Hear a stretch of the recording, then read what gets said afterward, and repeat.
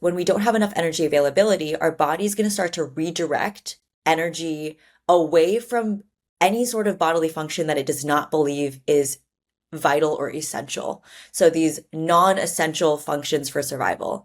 And these are things that oftentimes we probably think of them as fairly essential, but this could be anything from our ability to actually recover and repair our muscles, to actually build lean muscle mass, all the way through to reproductive functioning. So this is where we're seeing our hormonal cycles getting irregular, or maybe our hormone levels to be off, all the way through to bone turnover, to our mental health, our cognition. So it really is all these different, they kind of have a flywheel of symptoms and health risks and health issues that come out of being in this energy deficiency.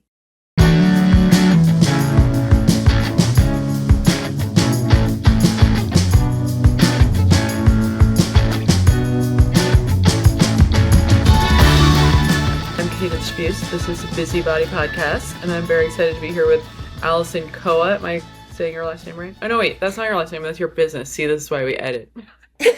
I'll let you introduce yourself. I'm excited to be here with Allison to talk about a very important aspect of women's health, especially when it comes to athletics, but I think probably in all ways. Would you like to introduce yourself? Yeah, of course. Yeah, I'm Allison Yamamoto, and I am the founder of Koa. I'm also a former NCAA athlete, and I really specialize in really working with athletes to restore their hormonal health and break cycles of burnout. And we'll talk a little bit more about this, but there are a lot of issues and sort of hiccups that are really easy to fall into, that are really common with female athletes. And sometimes we underestimate how tied together a lot of these different factors are. And so this is an area that's near and dear to my heart. It's an area I've struggled, and also an area that I've really focused on supporting other female athletes. That's wonderful. I'm excited to talk about this because I think I've probably experienced some of these in my younger years, and I do think it's just like it's just something that so few people are talking about. I read Good for a Girl, Lauren Fleshman's book, which really touches on a lot of these aspects, and like made a bunch of light bulbs go off in my head of just like, oh, I think that explains all my stress fractures I had in college. But let's start at the beginning. First of all, just for my listeners, what is an NCAA athlete? Is that what you just said? Yeah. Oh, NCAA athlete just means that I was a athlete in college. Okay. And so throughout school, I was a NCAA cheerleader, and I Cool. was at, all of the football games, all the basketball games. And typically it's a huge commitment to balance your academics with being a student athlete.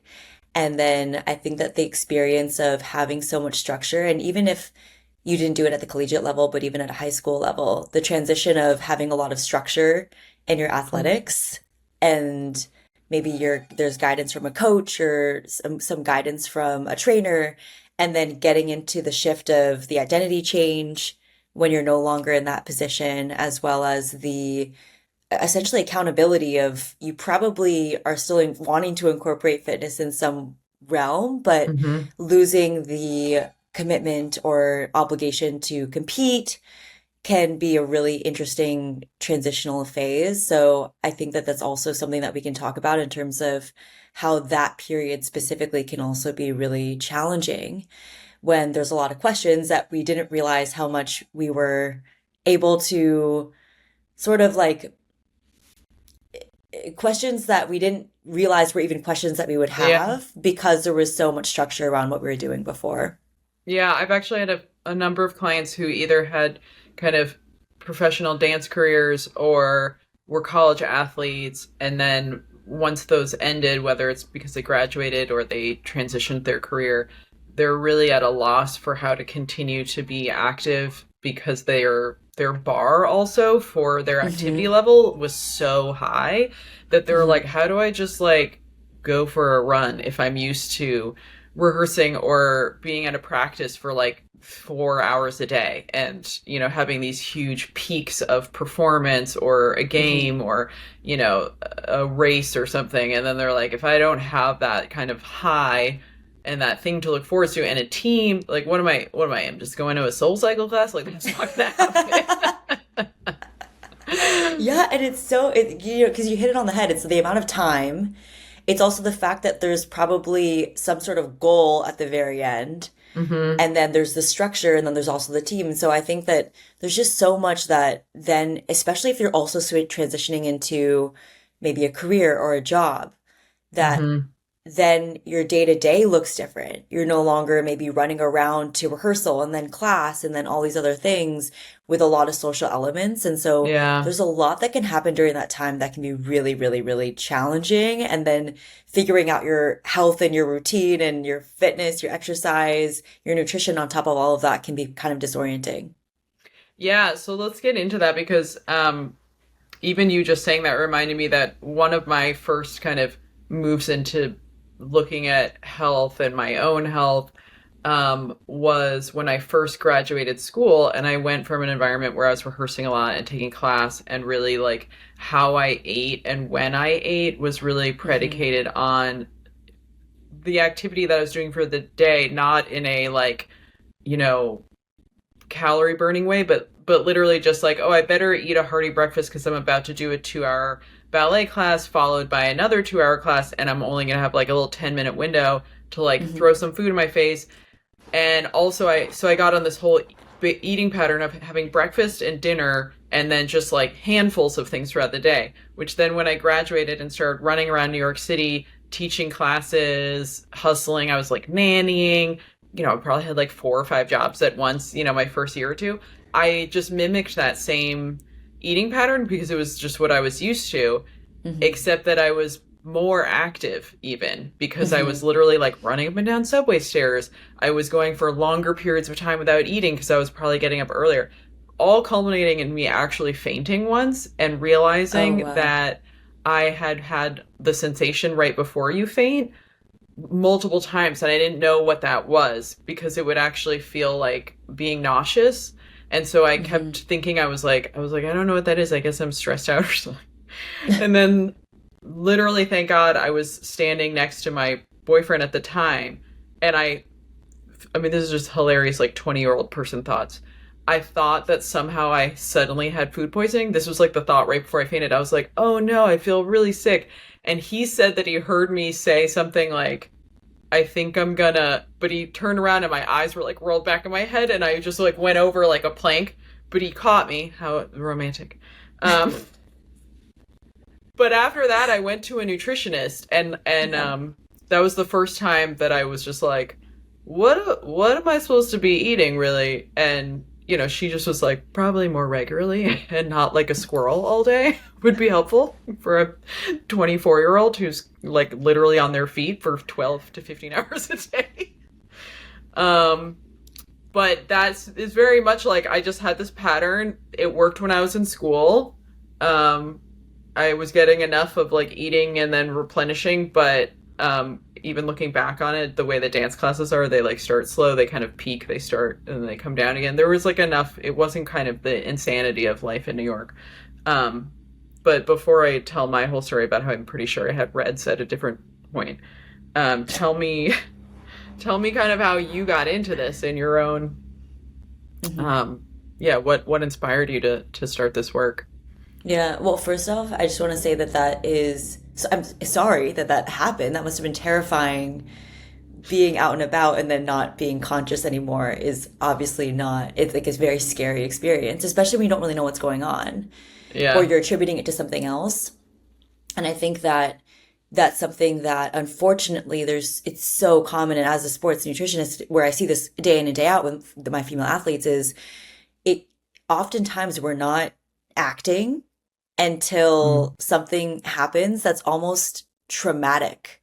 Mm. And then that's what is the impetus to take some sort of action or make change.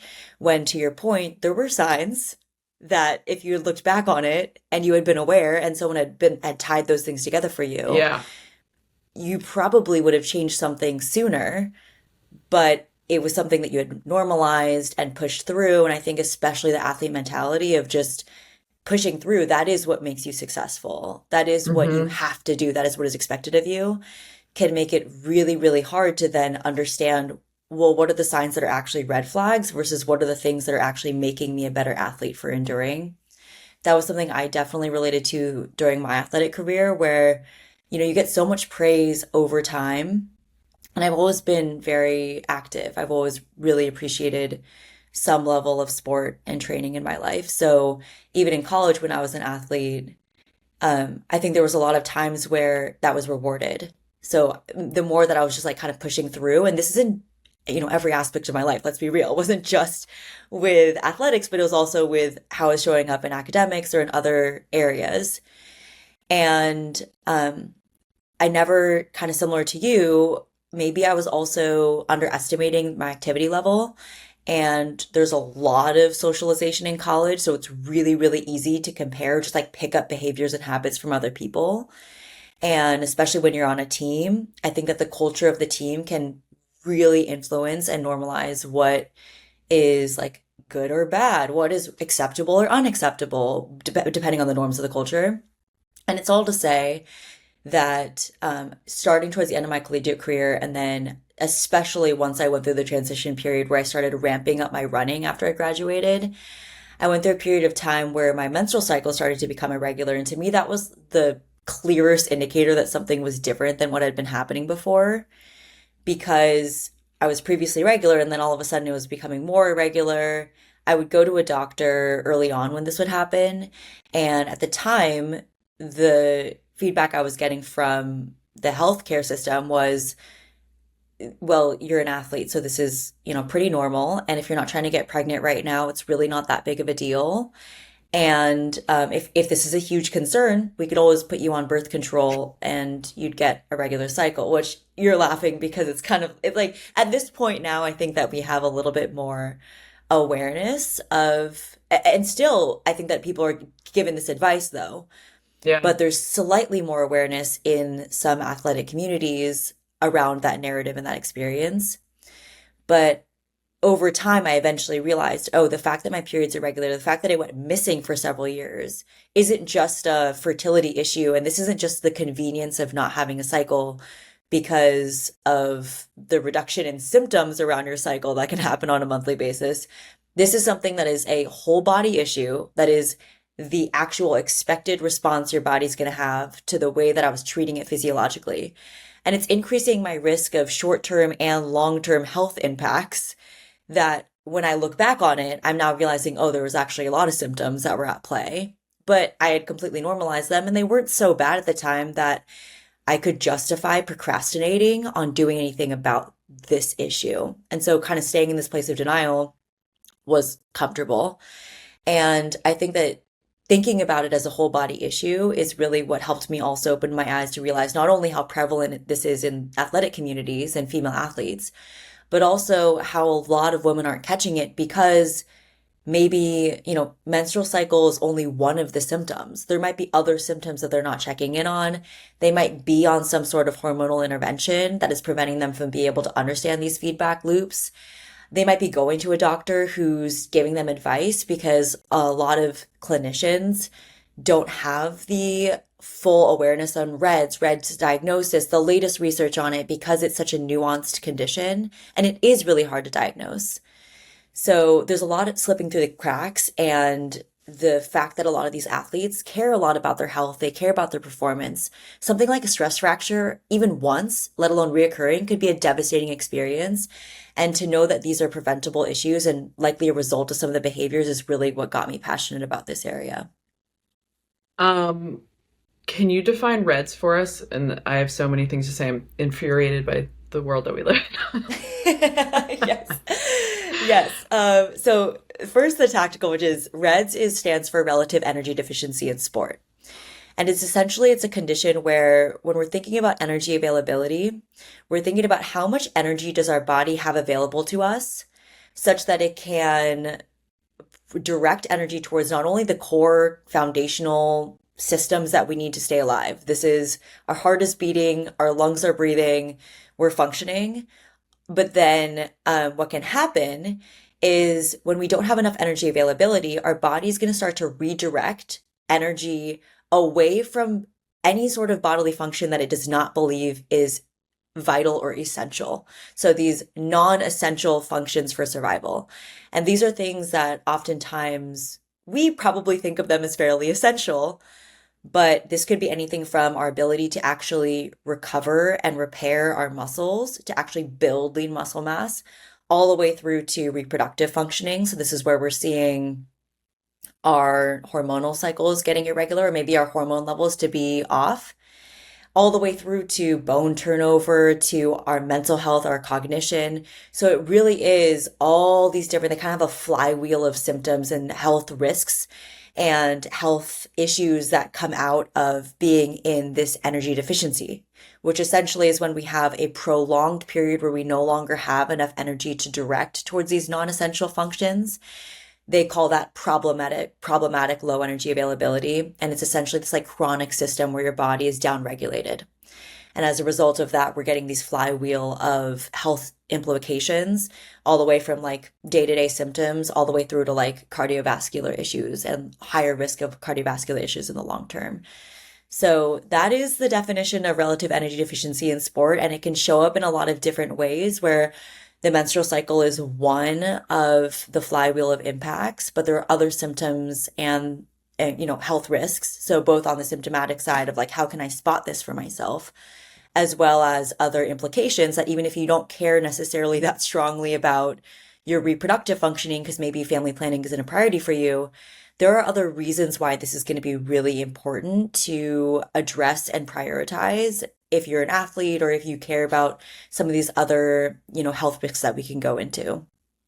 Yeah, and I think it's important to just kind of say our bodies really function in a very like present moment way. And so it's like if your energy is consistently depleted, that's why your cognitive function or your fertility can be affected and seem like that's a non-essential, because it's a non-essential if your ability to do your more core, literally keeping you alive functions seem Hmm. at threat.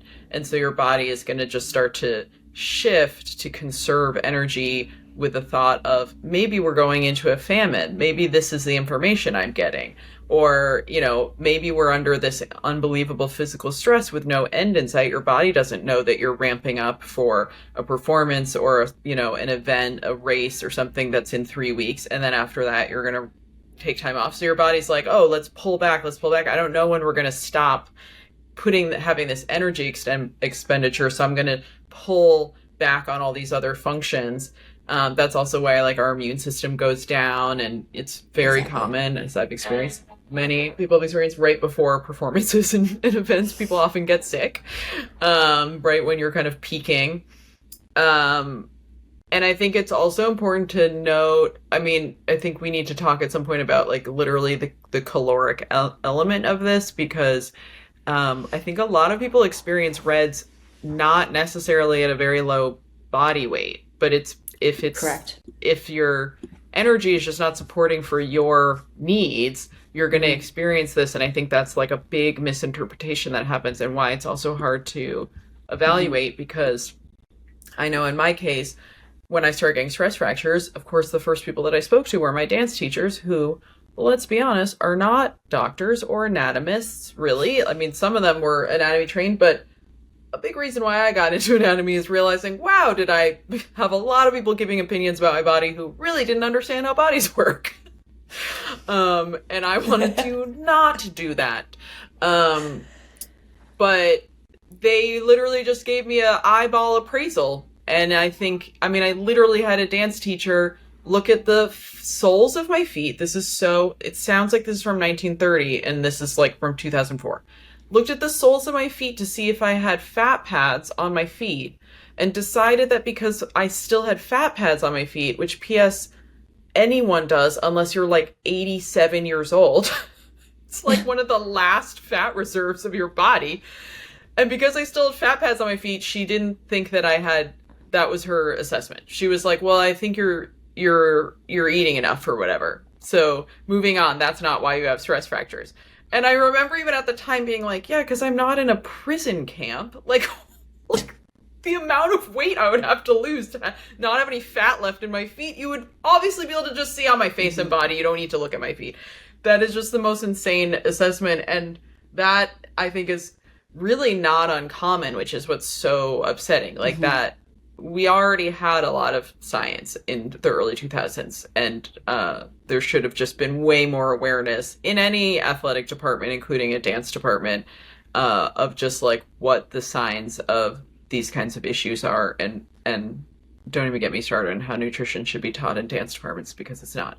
But is it even taught to college athletes? Is there any guidance to get back to the calories of part of this? Yeah, so I'll answer that question, then I have some other thoughts that you inspired. I I think this is going to be really variable based on the program. Sure. So it's going to be D1 versus D3. It's going to be, are you on the football team or are you on the cheerleading team? So Mm-hmm. for me and my experience, definitely not. None. Zero. I was bootstrapping, if that's even the word that we want to be using, my own Mm-hmm. Mm-hmm. nutrition. And I think that that can be, to your point, dangerous because then the people who are influencing your lives, it could be a coach, it could be a peer, are people that can influence your behaviors in a way that is positive or negative. I have seen and worked with a lot of NCAA teams now and just seen very huge variety. I think that a part of it is due to the fact that depending on the program and who the actual support staff is. Literally, who is the person that your organization or your team has hired to be on staff to be the person who's speaking of nutrition, who's going to be the person that's representing medicine. How aware that person is can be very influential in terms of the entire program, the athlete's relationship with their nutrition, and their awareness that REDS exist or something that they should be looking out for, to the point where I've definitely had athletes in well supported teams where they do have, all these interdisciplinary support staff available to them, still not have adequate support for REDS, still have be feeling very, very lost. And it can be a very confusing experience. And this kind of leads me back to one of the things that your story really reminded me of, which is there's a little bit of a performance paradox that can happen with REDS, where especially amongst female athletes, but there's also different types of athletics that can be a lot more prone to some of these biases, such as dance, such as running, such as cheerleading, where there can be a belief that the smaller you are, the more performant that you are. And so a lot of times, either coaching staff or even just your own internal belief based on what you're seeing online or based on who you're seeing at the start line or who you're seeing in a performance at a more elite level, your bias could be easily, oh, if I were to drop weight, that's going to be a really positive indicator. That's going to help my performance. And so what can happen is, especially when that's praised and it's paired with the feedback we're getting from somebody we respect or maybe from people we don't know, that might be praising the changes either in our body or in the behaviors that we have. That's actually maybe reinforcing something that isn't serving us.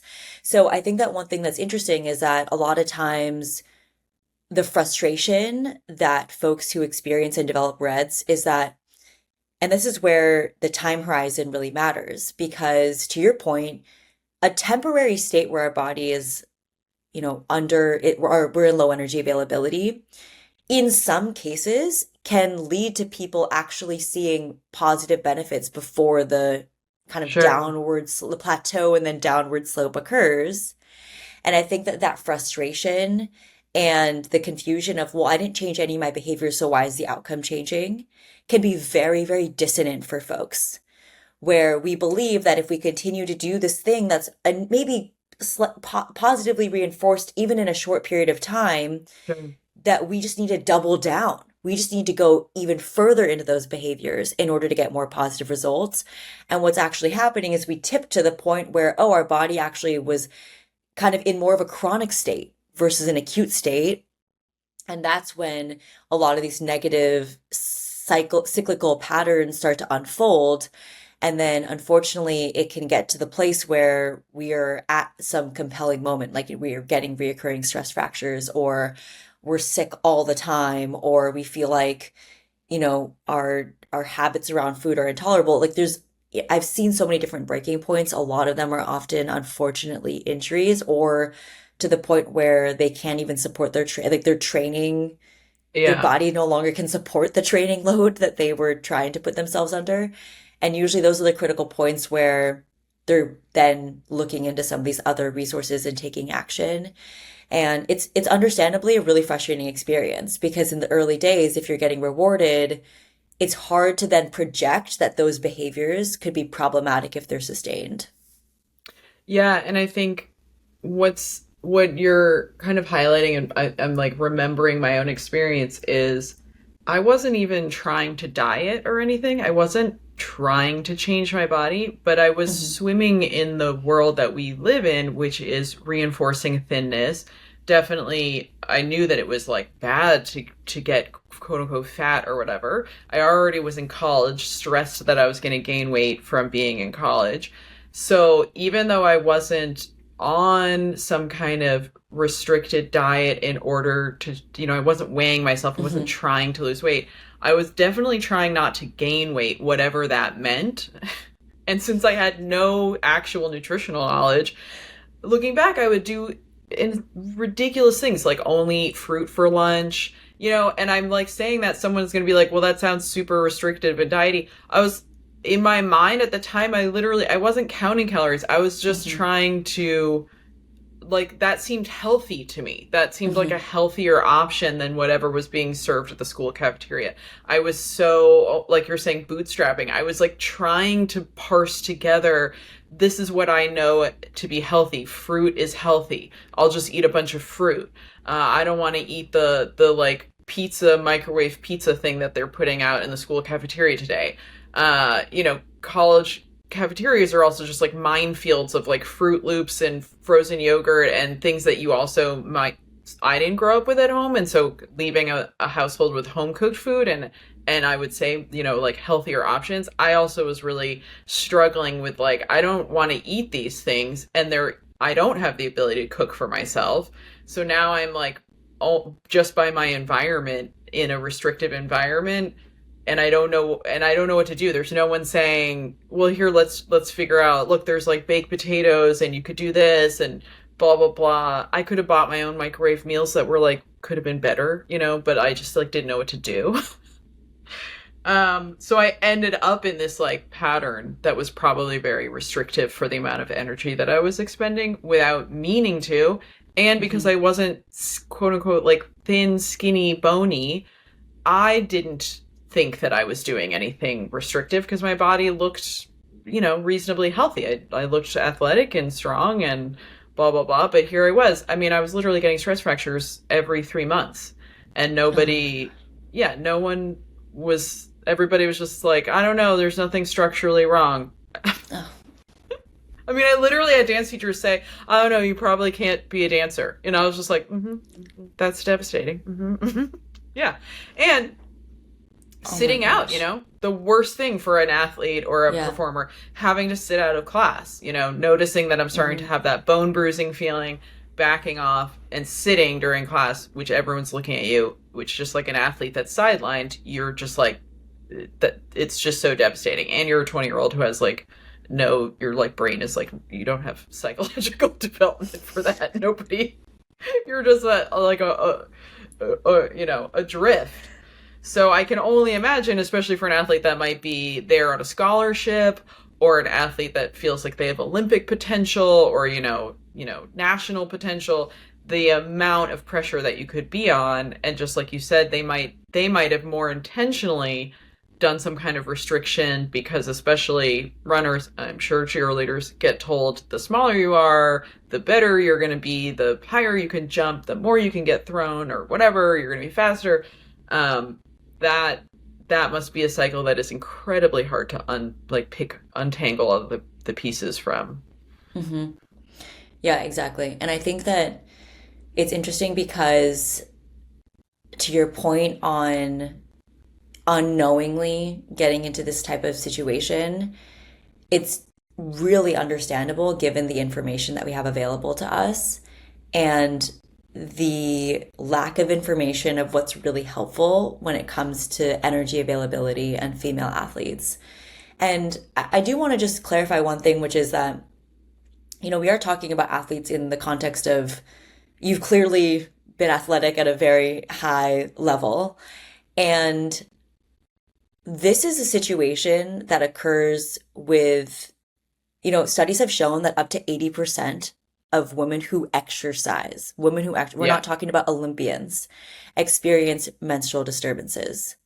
And the prevalence of REDs is hard to estimate, but there are people who work with this population, and I've partnered with so many different interdisciplinary clinicians who specialize in female athletes who say that the prevalence is even higher based on what they're seeing with the athletes that they're supporting.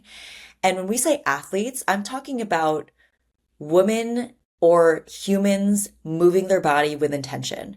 This is the person going to Soul Cycle multiple times Yep. a week. It's the Yep. person who is training for a 5K, who is doing multiple workouts a week, perhaps. Like, I think we need to lower the bar in terms of what quantifies or qualifies, if you will, you or someone that you know as an athlete. Because even though, for myself, even I'll say, I'm not an Olympian. I'm not competing on some like extreme global stage. But the fact that I'm showing up, I train, I care about fitness, and anything from going for hikes all the way through to training for an occasional marathon, all the way through to getting some resistance training in, that makes you an athlete. And I think that to your point, it's like, yeah, we can just pick up on all these random trends based on the outcomes that we see, which is really understandable because we're busy and we don't have time to be, super, super knowledgeable in every single part of our lives that we could potentially be investing in, like nutrition and, et cetera. All these other, there's no shortage of areas. And there's also no shortage of information. And I think that the unfortunate thing is a lot of times there are things that we see online that either is not credible, or if it is credible, it might not even be speaking to you. It might be speaking to a completely different population, whether it's, you know, adjacent male athletes or not even close. Like it's somebody who's very much struggling with a different issue or weight loss is on a completely different plane. They're speaking to somebody who has way different access to, information, or their health goals could be completely different. They might be struggling with managing some sort of diagnosis based on their weight. So there's so many different people, demographics, and nutrition can be nuanced in that way.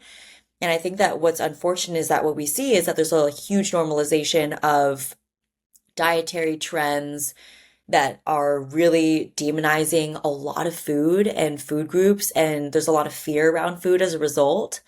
And then there's also a huge normalization that grossly underestimates how much females and women need to be fueling just in general. And then when you top on the exercise and movement and trying to build some sort of fitness on top of that, it's really easy to see where women are underestimating not only what they need, but getting misguided or just confused, or maybe even just implicitly focusing on the wrong areas. And when we talk about energy availability, and this is really the concept that is directly tied to REDs. So we're talking about REDs is a result of, low energy availability. It's usually some combination of under fueling. And we'll talk about what that can mean because that doesn't just mean calories in the day. There's other principles that go into energy availability that are really important that your body will respond to. And it could be overtraining, which is essentially just the reverse of saying you're not allowing for appropriate levels of recovery when it comes to your exercise. And so those are two factors that they don't even necessarily have to be that complex, but one of the biggest challenges can be the psychological element of realizing, oh, actually, what I need to be doing could be significantly different than what I'm doing right now, and building up the trust that that is what your body needs and what is necessary to fuel all of the activity and the all of the bodily processes and functions that get you to be performing at a more optimal level, can be kind of dissonant for folks. And that's something that I see a lot in female athletes as we navigate some of these changes. And especially when we're going through recovery from REDS, that can be a really challenging mind frame to shift out of. You're listening to Busybody Podcast, sponsored by Brooklyn Strength, my studio. Brooklyn Strength is a virtual fitness and wellness studio offering weekly drop-in live virtual classes, monthly workshops, one-to-one private sessions with me or my teaching staff, as well as a whole host of self-paced coaching courses in strength, stability, injury prevention, as well as Nourish Yourself, my course where you can really deep dive with me to create daily habits around food and movement that are sustainable and not misogynistic, fatphobic, or racist. Challenging, but we do it. If you would like to support this podcast, you can support Brooklyn Strength by signing up for our classes or supporting me via Substack with a subscription. Hope you're enjoying this show.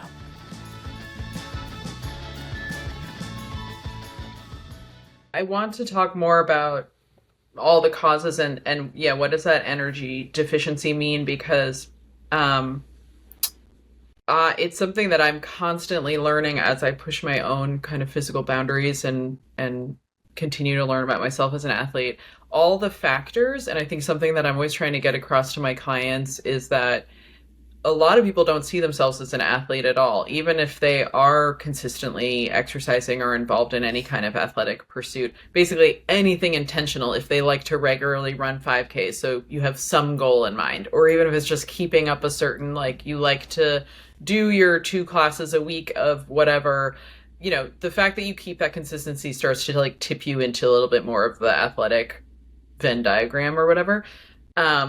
And the amount of factors, I found that the more you engage with your body and like the more you are skill building, so you've gotten beyond it's hard to go for a run around the block and now you're running more regularly and now you're like changing, you're like, oh, maybe I actually want to be able to run X amount of miles or something. So the more you kind of learn and expand your boundaries of your capacity, I've really started to notice the more you meet these other factors that affect your body. So I just started in the last 2 years, I guess, doing more distance running and doing half marathons, which is not even really that far for any kind of distance once you're getting into the distance world. And I just went on a retreat that actually Lauren Fleshman led, where we ended up hiking and running for 7 hours a day, 5 days a week, which is probably the most intense thing that I may have ever done.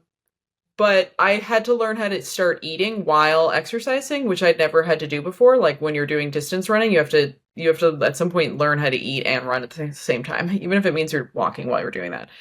And that was like a whole new thing.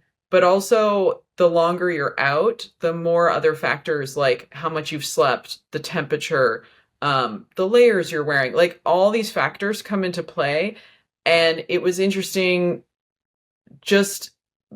I literally said to Lauren on this trip, like one of the first days, I was like, oh, I'm feeling intimidated by what we're doing. It's really intense. And she was like, just give yourself a break. She was like, first of all, you're jet lagged. She was like, we're hiking in a totally new place. There's so many factors. She was like, maybe where you are in your cycle. She was like, there are so many things happening that day to day our bodies change. And I think when people are newer to fitness or newer to their bodies doing something consistently, you're really not aware that there really are like, it's just like 1,000 little things that are engaging with our bodies at every moment. And if on top of that, you're skipping breakfast because you're stressed and you're late, and on top of that, you've literally just had like 3 cups of coffee and nothing else, and now you're going for a run because it's the only moment that you have to go for a run in your day, like, and then you're wondering why you're getting knee pain or why you're having anxiety. I've had so many clients have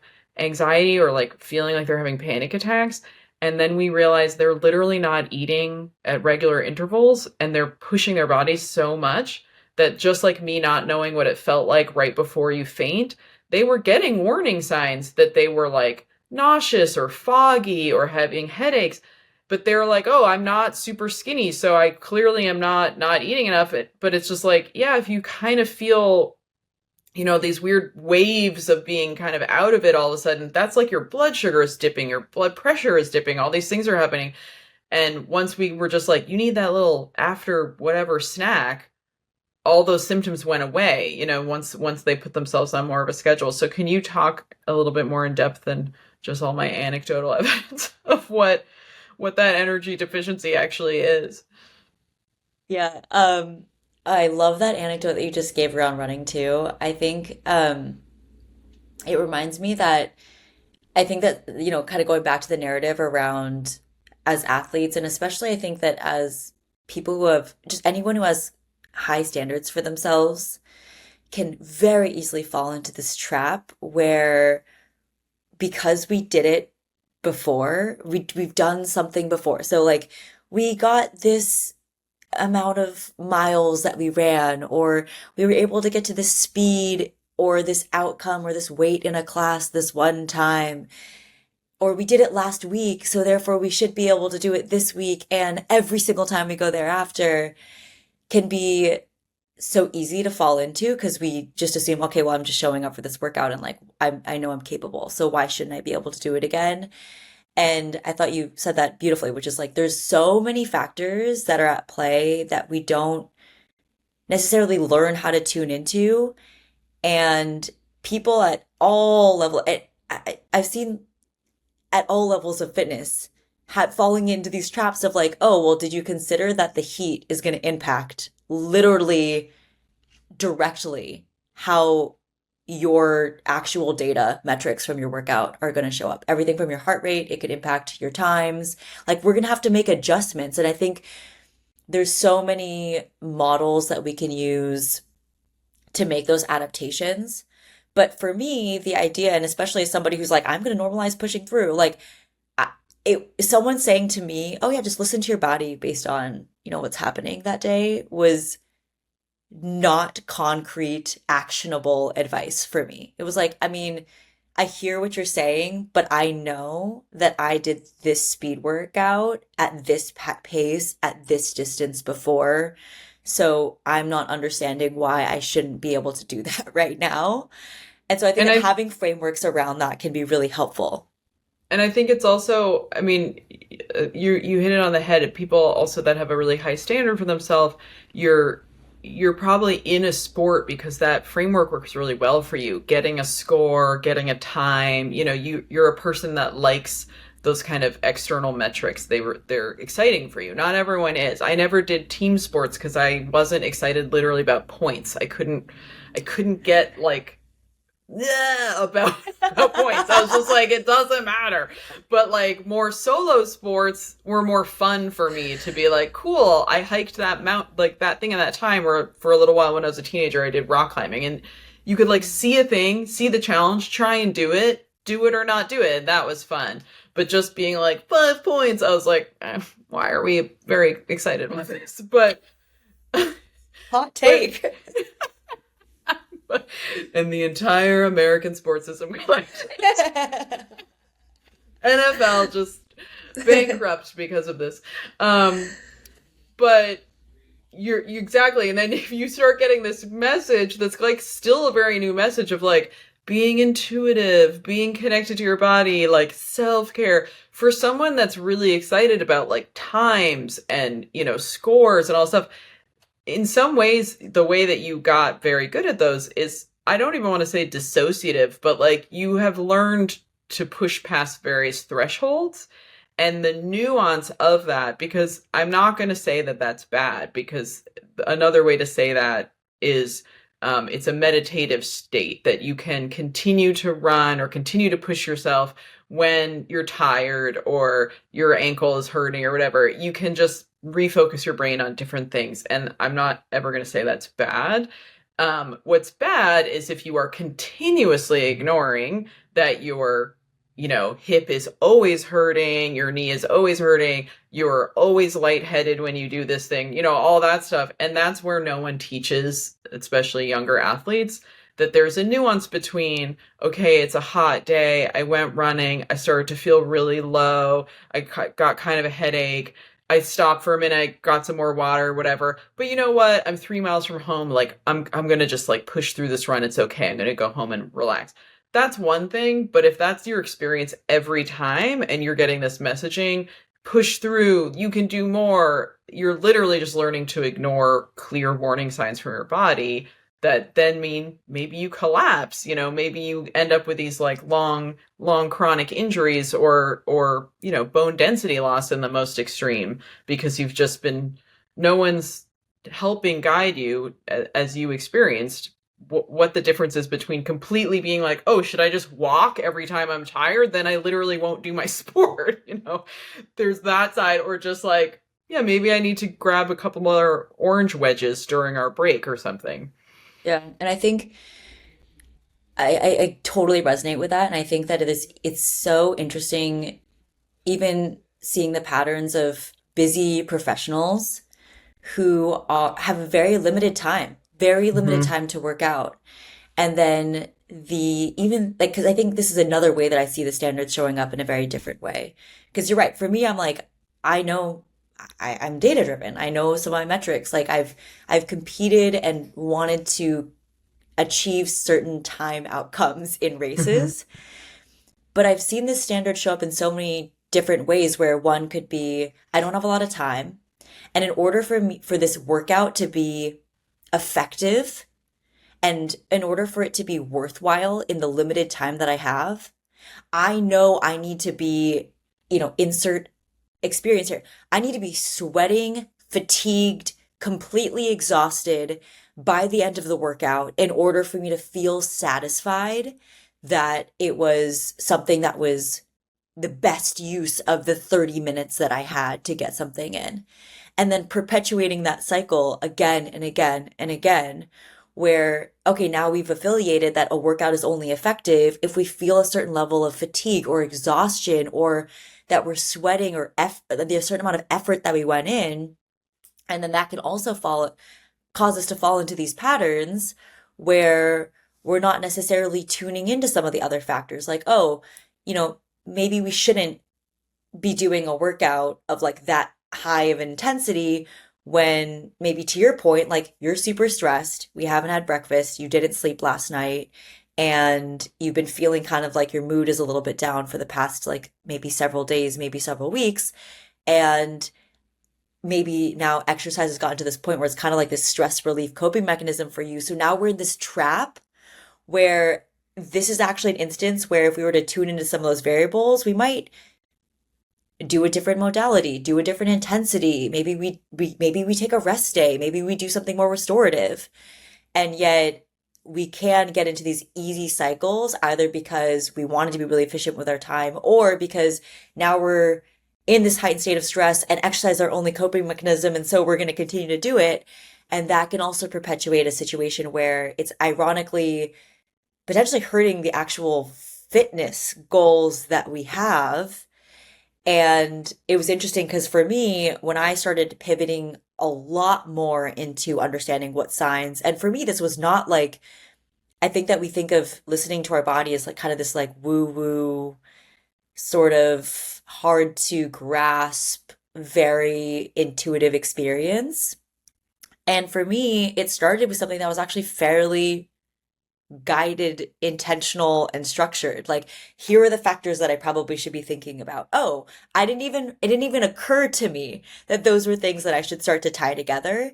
And using an approach like that is what eventually built the muscle memory in the same way that we train our bodies when we're exercising, and the same ways that we need to train our bodies in nutrition, even. I think the point that you brought up about like you have to train your body when you're doing longer distant efforts to be able to take in fuel during that actual session and to be able to use it while you're training.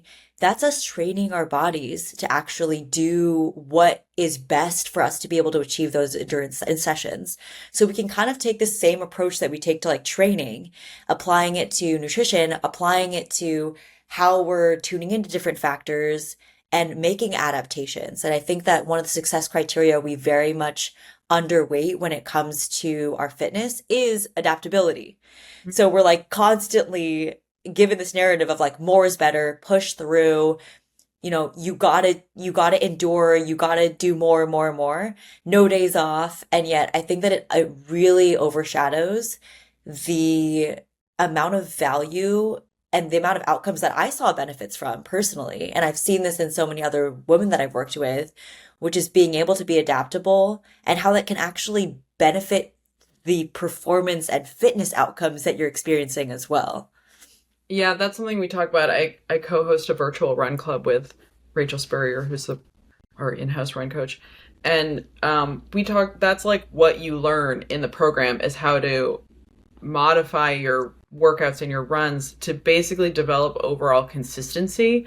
Because what happens for so many people, whether it's that they love their spin cycle class or running or whatever kind of more casual exercise routine your average person has, is this real all or nothing attitude, which is so funny because if it's your casual workout routine, like, why are we putting so much stress around it?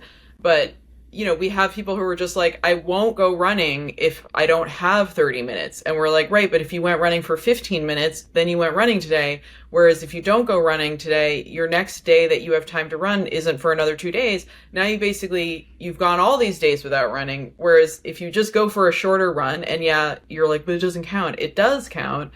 If you literally just look at your month, you've run so much more. You've trained so much more. You've ingrained this habit so much more. It's also just going to help you bounce back after you've been sick or you were on vacation and you start to have this muscle memory of like, oh, I actually really have this little short amount of time, but I'm just going to jog right now.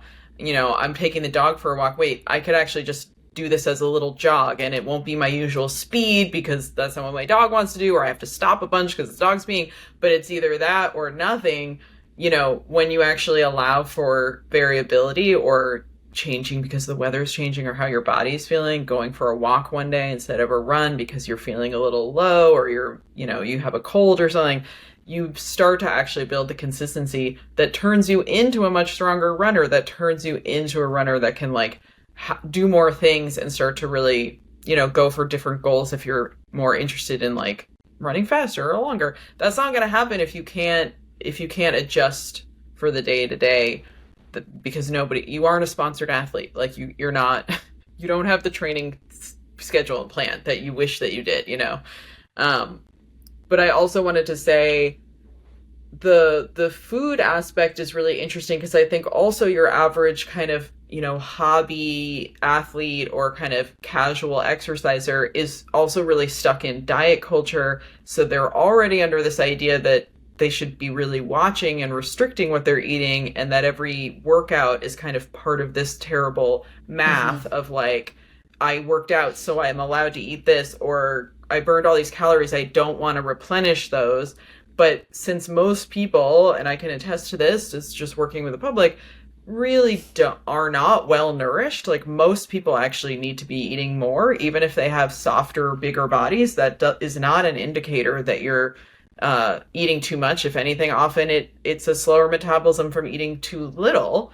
I think that's where you end up with just your average person that goes to a couple of random group classes each week, ending up with these issues and would never even start to self-diagnose because they're like, but I'm not running a marathon and I'm not doing anything extreme. I'm just your average person who's skipping meals because I'm stressed and I'm late, or the kids are this or that, and having a couple glasses of wine for dinner and like popcorn and whatever, and you're just missing out on basic nutrition. And my last thing to say about that is something that I often take from either reading interviews with like actual professional athletes, or because of this program I was just on, there happened to be some pretty incredible women there, pretty incredible athletes, and they all talked about having trained themselves to eat when they're not hungry because they're about to do a long race. There were like several Iron women there, and people that do some real serious endurance work. And they're like, all talking about how, being awake at 5 in the morning to eat a bunch of like oatmeal and eggs and all stuff and just shove food into their mouth because they're like, I'm about to do this like super long thing. And I was thinking about all my clients who were like, but I'm not hungry in the morning, so I don't want to eat breakfast. And I'm like, you're a grown adult. It's the breakfast time. And I was just like looking at these athletes like they know they need to eat so that they can perform, and it's just not a joke. It's there. I mean, one of the women on the trip told this hilarious story about, she was like, she's a cycle racer, and she was like, I was doing this race and it was kind of just for fun. I wasn't really trying to get any time, and she was like, I really just didn't feel like stuffing myself at dawn, sleepy. So she was like, I just packed myself a baguette filled with a huge omelet. And she was like, in my mind, I was going to eat that on the race. And then she was like, it went how you would expect it would go to try to eat a baguette full of an omelet on a bike. She was like, lesson learned, shove food in your face at 5 a.m. But I wish I could just impart just a nugget of that to your average person who's like, I don't have time for breakfast in the morning. And then they wonder why they're having menstrual issues, sleep issues, nagging injuries. And they only do like 2 little workouts a week that they're like, but what, what's wrong with me? Oh, my body's falling apart. Can you speak a little bit more to like the actual kind of causes of REDS in like a, in a distinct way, or how those factors add up? Yeah. Yes. Okay. And I do love that you've mentioned this a few times, and I just want to provide more emphasis to this point, which is that REDS can happen in any body type. And it's already really hard to catch for the athletes that are in a smaller body. So for athletes that are not in a smaller body, it's getting missed way too often by the person and by anyone else that's interacting with and supporting that person. And so if you are listening, no matter what body you are in, I really, really encourage you to do a reflection and just to start to tune into some of these signs that we're talking about and some of the behaviors. And I'll directly answer your question as well. Because this is an issue that is very, very, very common. And sometimes we assume that some things like our body size are excuses as to why it couldn't be us, or like, I'm not an Olympian, so it couldn't be me, or I'm not training enough. And I would just keep an open mind about yourself and maybe people that you know in your circle about whether this is something that could even just potentially be on the docket of things. With that said, okay, so when we're going to the nutritional side of REDS and what it means, it really goes to this principle of energy availability. And energy availability, to your point, there's one aspect of this, which is just like, are you eating enough in the day? And that is often not the case for many, many, many, many, many female athletes because of how much we have normalized what quote unquote enough is based on what some random influencers eating in a day, based on what your friend might be doing, or based on what we just expect a woman to need to eat in the day. So that's one factor, but I kind of want to go into some of these more nuanced factors that we might not be thinking about. One of the ones is the timing and regularity that you're eating. So energy availability is not just how much you're eating in the day, but when you're eating it really, really matters, which is why we're talking about these athletes that are like, yeah, I've trained myself to eat something at 5 a.m. before I'm going to work out.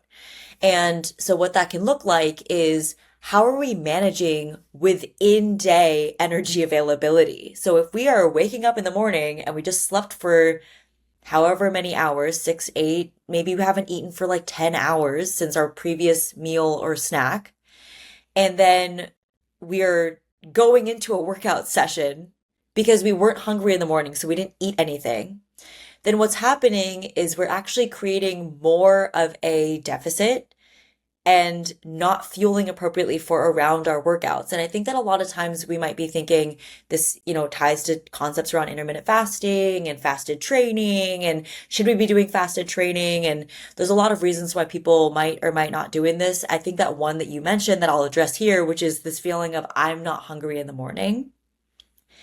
And I think that there's also some wisdom, a lot of wisdom in being able to understand other reasons to fuel besides what we might conventionally view as hunger. And so sometimes we've gotten to a place where we're actually ignoring more subtle forms of hunger.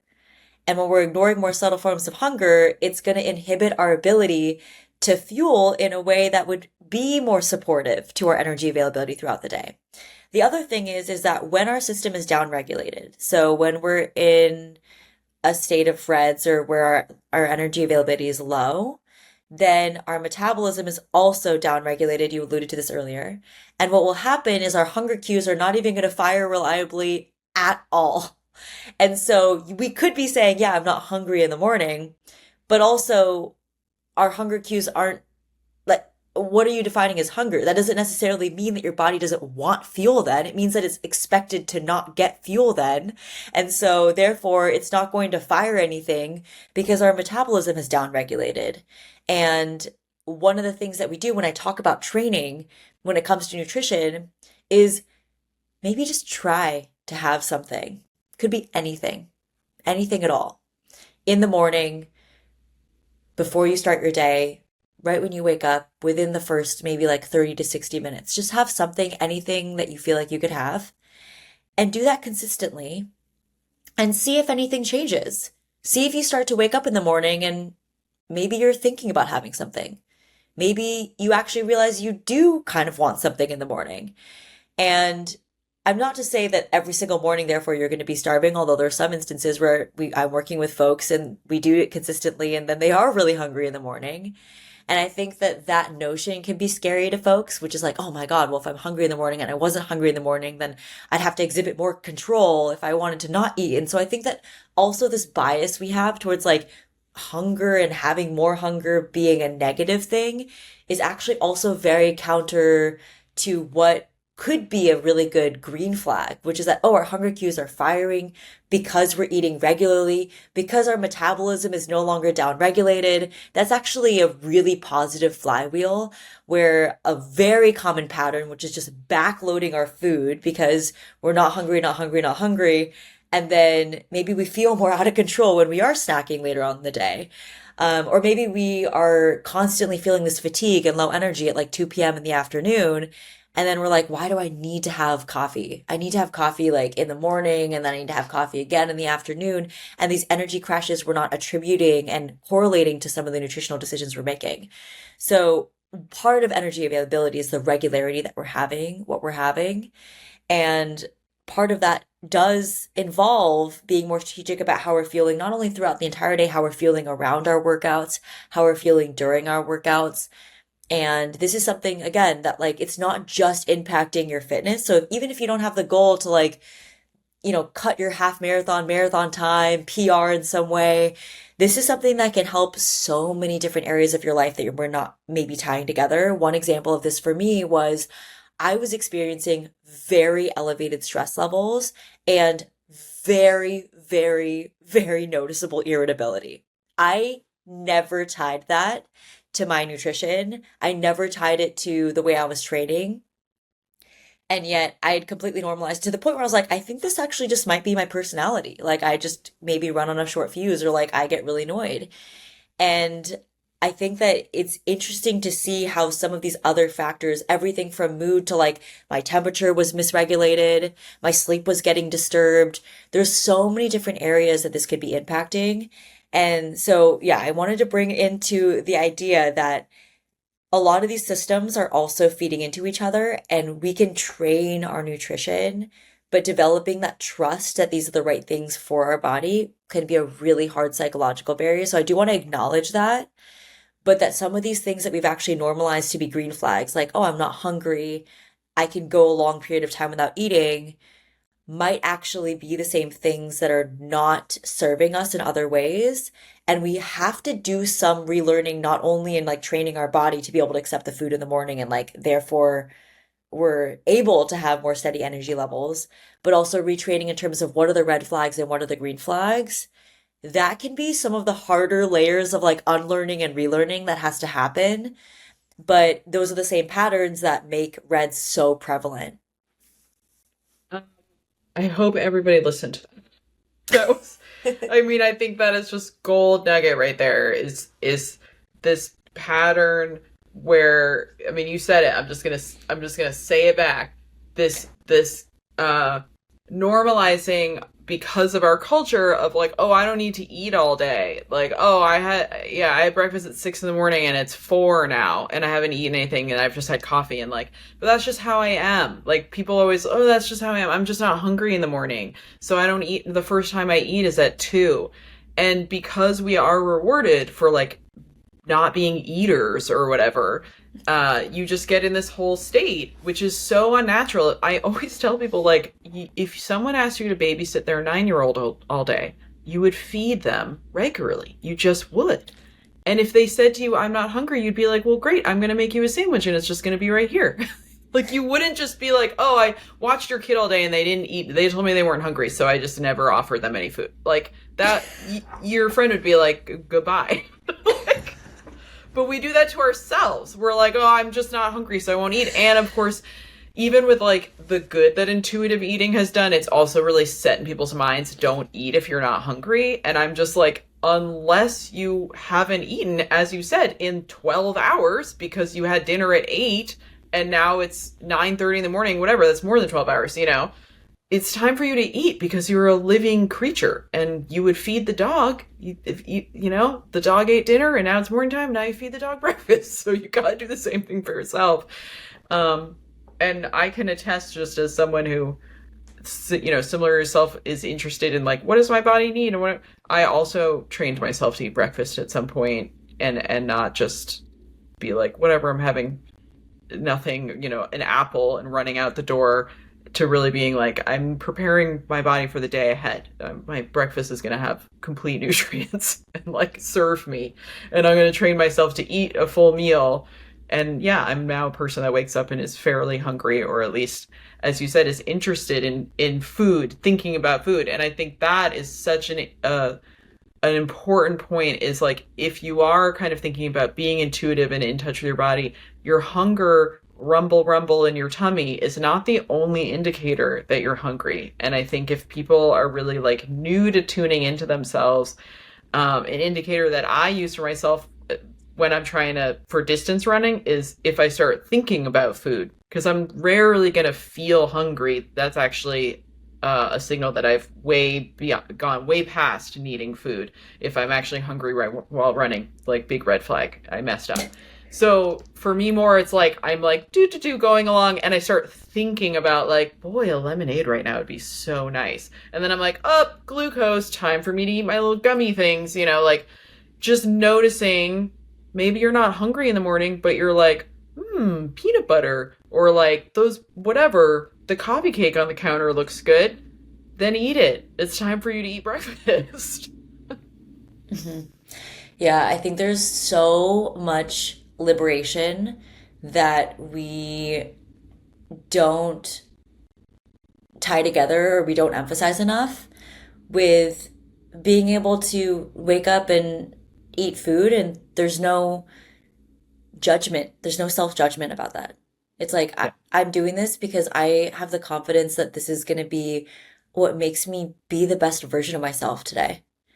And it doesn't have to be and therefore I need to make sure I'm doing certain exercise today, or it doesn't have to be like, oh, and therefore, something's wrong with me because when I show up for brunch with my friends at noon and they're all bragging about how this is the first thing that they're eating today, that I'm like, yo, that's great for you. I've already had multiple. I've had a meal. I've had some snacks. Like that. Yeah. It's not a flex for me in my like. It's not. I think that having the amount of mental load that it relieves to be able to fuel yourself with confidence in a way that makes you feel your best. And that we're not saying like you can't enjoy food. Absolutely not. I think that it's more so that there's so much pressure that goes alongside the pressures of being in a certain body size or in a certain body type that can go alongside with doing the right or the wrong. And these are like in air quotes, things around food that can sabotage us in ways that we don't even tie together. And I think that one of the examples of this is where a really common pattern that I'm seeing with female athletes, especially, is I'm not hungry, I'm not hungry, I'm not hungry. And then eventually getting to the point where we're feeling like, oh, and then I'm just snacking. And then there's judgment around that. I'm snacking so much later on in the day, maybe at the end of the day. And it feels like so mindless. And like I don't have enough self-control around the snacking. And how our decisions earlier in the day are impacting what's happening in those mechanisms that can happen. And then maybe even create this other cycle around how we feel around and how we're judging ourselves around our behaviors with food. And so I think that, what you're saying in terms of like, yeah, now I wake up, I've trained myself to have breakfast, I eat breakfast, and feeling like there's no judgment around that can also be a really amazing journey as you're going through this process of recovering from REDs or preventing yourself from getting into a state where you're going through these cycle of stress fractures that sound terrible. And that can be, the bone turnover, and we can go into this if it's helpful, but essentially the bone turnover is something that is impacted by low energy availability, both in the short term, which can make you more at risk of stress fractures, but also in the long term, risk of osteoporosis, osteopenia, meaning that your bone density is compromised as a result of some of these behaviors. We're not investing in our energy availability. And so it's all to say that I think that there's, we underweight how much other benefits when we're beginning this process. It's like, what is that motivated for you to like make some changes in the habits that might feel really scary at first? But then the upsides on the other side of it, I just can't even begin to speak highly enough to the transformations that people experience as a result of starting to invest in some of these behaviors. Because even some of these psychological or these psychosocial, like, implications of REDs can actually exacerbate what's keeping us stuck in some of these behaviors. It can make us get into this mindset where we feel like we need to have more control, where we feel like we are more anxious about certain decisions. And we feel like maybe it's perpetuating that food is taking up so much mental headspace. And we can kick off a more positive flywheel that actually makes it easier for us to do some of these behaviors that might feel hard at first when we have more stable, grounded, cognitive, and emotional state that allows us to make some of these decisions with less anxiety, with less weight associated with them. And I think that that's something that is really hard to like kind of wrap our brains around, but physiologically that is a mechanism that the evidence is showing is occurring within our bodies as one of the, outcomes of being in this problematic low energy availability state. I think that's so brilliant. I mean, I think what we're talking about, as so often comes up on this podcast, is trusting our body and learning to develop trust in our body. And some of that is taking a leap of faith and being like, okay, you could be a thin-bodied person who's, resonating with some of these things that happen with REDs, but you're like, oh, but aren't I faster because I'm thinner? Like, aren't I getting these other benefits? So you're scared, understandably, to shift your behavior and be like, okay, what if I invest in this and I change some of my behaviors? I do want to have less of these other issues. Or you're in a larger body and you're scared because you're like, but aren't I already in a larger body? Isn't that going to make everything worse? Except also a lot of things they're talking about really resonate with me. And I'm really encouraging, take that leap. You can try something for 3 weeks and then just stop, but don't try it for 2 days. Like, give it some time. And if you, whatever the outcome you hated, go back to what you were doing before. But you've been doing what you've been doing before for who knows how long.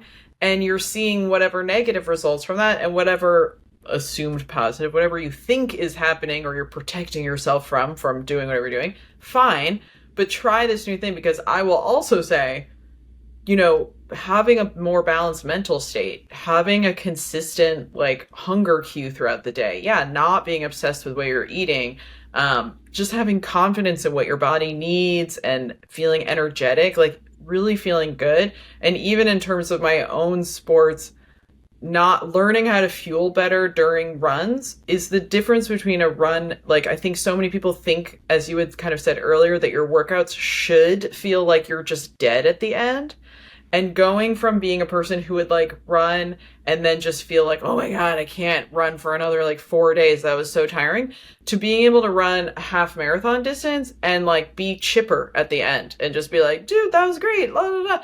And because I was fueling along the way, and fueling the whole time that I was training, so my body wasn't depleted. So at the end, yeah, I was tired, but there's a difference between being just like, whoa, I just did a big thing, and like being like, oh my God, I could barely move and like barely think. And, you know, being like, I'm ready. I could just go, you know, talk to some people now. Like I'm up, I'm myself, you know, that is real. You really can get to that point by just treating yourself like a living organism that needs to be fed a normal amount of balanced nutrients on a regular basis, which is really just what it takes to be in a living organism, you know? Mm-hmm. Yeah. We should talk about your program, because if people are like, but what are these things? How would I do this? I know, because I was just thinking about that when you were saying that. You're like, try something for 3 weeks. It's like, I think that there's gonna be so much overwhelm, very understandably, with like, Yeah. where do I get started? Like, if I'm gonna try one thing for 3 weeks, what should be the highest impact thing that I could try? And this is exactly what we essentially go through in the program, which is these are the energy availability principles, and giving you the frameworks and the guidance that helps you understand that you're working on the right thing. So we go through everything from nutrition, we go through training, we go through some of these other more like psychological components, because as you're making changes, maybe you're having breakfast in the morning, it's like it's understandable for, okay, well, what's going to happen to my body? Is there a fear of weight gain? Is my body going to change? And I think, you know, you said this beautifully, which is like, this is not about your body size. This is about the decisions that we're making that are impacting your physiological process in various ways. And it's actually impacting your ability to recover muscle and build lean muscle mass. So how do we shift the narrative around, you know, body composition, and how do we give you tools to navigate some of those fears that can be really real while there's uncertainty? Whenever you change a habit, there's going to be uncertainty. And so Yeah. navigating that change is going to be something that we offer support with. In fact, like I'd be happy to offer your listeners, like we have a free sample of like one of the factors is stress, and that can come up to be impacting our hormones. Like that's a physiological state. And we offer tools like evidence-based frameworks of like, you can do this. And I'm sure some of you are probably experiencing some stress in your life, maybe even just listening to this conversation, or related to work, related to other factors, like maybe you're caretaking, whatever it is. An evidence-based framework that can help you just like do something today, right now. Like it wouldn't take that long, that can help to actually give you a sense of control and reduce your stress levels. And I'd be happy to offer that to y'all for free if you want to check that out. But the program is very holistic in that sense. And it was in collaboration with a bunch of different interdisciplinary folks. And I think that that also is a testament to how, like, it's very common for us as women, especially, to treat different areas of our lives in a silo. And I made this mistake as well in my own journey, where it was like, okay, well, training, that's one thing. And then nutrition, this is like its own bucket, but I guess that's kind of related to training and like health, we'll say. And then like sleep, yeah, like I'll try to get it. I know that that's kind of related to my health, but like I didn't really tie that together to also these other factors and stress. And yet all these factors are playing together with each other, and they're all interplaying in terms of how effectively we're recovering, how our energy availability status is operating. And so that was kind of a huge frustration that I went through in my own journey that I wanted to fix in what I'm offering for women, which is that, you know, like I would only find someone that would focus in on this one thing. So I was like, Mm. okay, we're going to work together on, I'm going to give you the pill because you're having menstrual issues. And then someone else would be like, okay, well, you're having some bloating and digestive issues. That can be one of the symptoms. Well, why don't you just try cutting out three different food groups? Like, okay, great, because that just exacerbated the issue that was causing the digestive issues in the first place. So, how do we take a more holistic approach that ties all of these factors together and gives a more holistic, not only assessment, but also approach to resolve some of these things? So, just a little, maybe it's half soapbox, but also half I got your back in terms of some next steps that you could be taking if you're interested. Yeah, absolutely. I will include all that in show notes so people can access that. And I think just to kind of my last thought on this is that so often I hear from my clients that when they go to their doctors or their therapists or anyone about any issues they're having, nobody ever asks them what they're eating. Just nobody ever asks that. And if they're in a bigger body, they aren't asked what they're eating, but they're told to lose weight. And for sure, if they're in a smaller body, just no one asks, what are they eating? Even just like, are you vegetarian? Just like anything that could be a red flag that maybe you're like not getting, enough fats, it's harder to do as a vegetarian or you're, whatever. And those can just have such impacts on every single aspect of our life from, like you said, digestive issues, sleep issues, mood, all kinds of things. And I just think like, it's such a factor of Western medicine and culture in general to silo all these things and not look at the bigger picture. So I appreciate you bringing attention to all this. Totally, totally. Yeah. Yeah, and even it's a whole rabbit hole, so we won't go down it, but the ability to have an empowered conversation with a healthcare provider, going in and assuming that they're not going to know exactly which questions to ask or they're not going to know exactly how to serve you specifically in your demographic. And that's a very common experience and absolutely zero shade to the practitioners because they're seeing so many different types of people. But also, it's 100% possible to go in knowing and what to ask for, what to disclose, what are different lab tests that are really helpful to get if you think that this is something that you might be struggling with. And those are resources that like we offer in the program, but also I'd be more than happy to chat with anyone about. You can totally have an empowered conversation where you go into the doctor and you know what to request, you know what to ask for and what to disclose, because it can allow you to get some of the feedback that can be really valuable in navigating some of the decision frameworks and some interventions that you might want to pursue as a result of some of the feedback you could get from the results of having gotten a blood work that you might not have otherwise gotten pulled that is Yeah. relevant to you and your situation. Yeah. And I would also back that up with going in and being ready to list everything you've already done and everything that you've already looked into, which is often how I go to the doctors. Just before we waste time with you being like, well, we should try to just start out with your story from the top. I've already done this. I already saw this person. I already got this test, blah, blah, blah. I'll give you a minute to digest that before we move forwards. Because I think we are so used to just giving over all of our power and just kind of looking at this person like they have all the answers. But like you said, they're seeing a zillion people. They don't have a lot of time to spend with you. Don't waste time with them being like, well, you should exercise more. And you're like, I'm training for a marathon. Moving on. Well, thank you so much. This is such an important topic, and I'm so glad we got to really devote literally a whole episode to describing it because it's something that kind of comes up often tangentially in other conversations. So I'm thrilled that you're focused on it and helping people. Yes, no, thank you so much for having me, and I really enjoyed this conversation. So hope that it was valuable to you if you're listening, and yeah, I really appreciate being a guest on the show.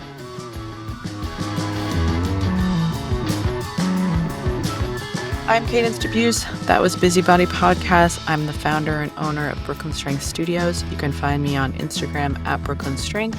You can find out more about my offerings on my website, brooklynstrength.com. I hope you'll subscribe to my Substack after class.